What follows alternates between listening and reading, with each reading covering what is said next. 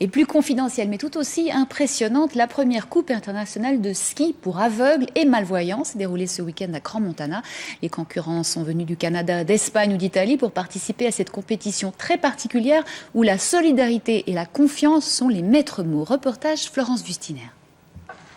Imaginez-vous skiant dans le noir ou dans un brouillard très épais. Votre seul moyen de localisation, la voix d'un homme ou d'une femme devant vous. L'exercice, simplement incroyable, se fait ici dans la plus grande simplicité. Les 2 premières vertes, ensuite normalement 2 rouges.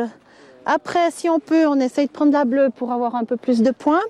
Comme un skieur de haut niveau avant la course, Angélique visualise mentalement son parcours à l'aide de sa guide, Anne-Lise. Moi, je fais confiance à ma guide, donc si elle fait confiance en moi, ça fait un bon tandem, donc c'est ça qu'il faut. Le groupement romand des skieurs aveugles et malvoyants, qui fête ses 40 ans, a inventé pour l'occasion une nouvelle discipline, le carving. Il faut slalomer entre des bouées qui donnent des points et bien sûr faire un bon ton. Un défi partagé en tandem. C'était super, on a le cœur qui bat, ouais. Ah, c'était super, Angélique, hein.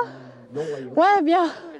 J'ai beaucoup de plaisir à faire ça, en tout cas. Pour la première manche, c'est bien. Pour un non-voyant, il y a 2 techniques, où le guide est derrière, puis il donne des ordres gauche, droite, et l'handicapé tourne autour des bouées. Ou le guidage de compétition, c'est le guide est devant, puis l'handicapé suit le guide au son, en fait, à la voix.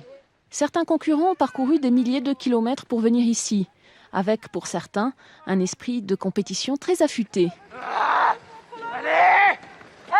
Je suis content de mon parcours. Mon guide a bien fait ça devant, ça a très bien été aussi. On s'est bien entendu. Vous savez, on va parler un peu moins vite. C'est une question de synchronisation entre le guide et le malvoyant. Et ça a très bien été dans cette manche-ci. Je suis bien content. L'aspect sportif ici est important, mais pas plus que le fait de tisser des liens, parfois durables.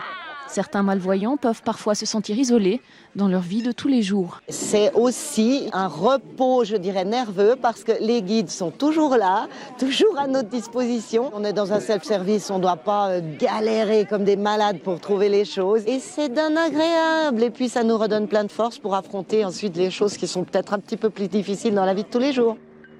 Carving ou ski de fond, pendant 5 jours, les 33 participants se sont donnés à fond. Les 33 guides aussi. Car ici, on ne parle pas en individualité, mais bien en tandem.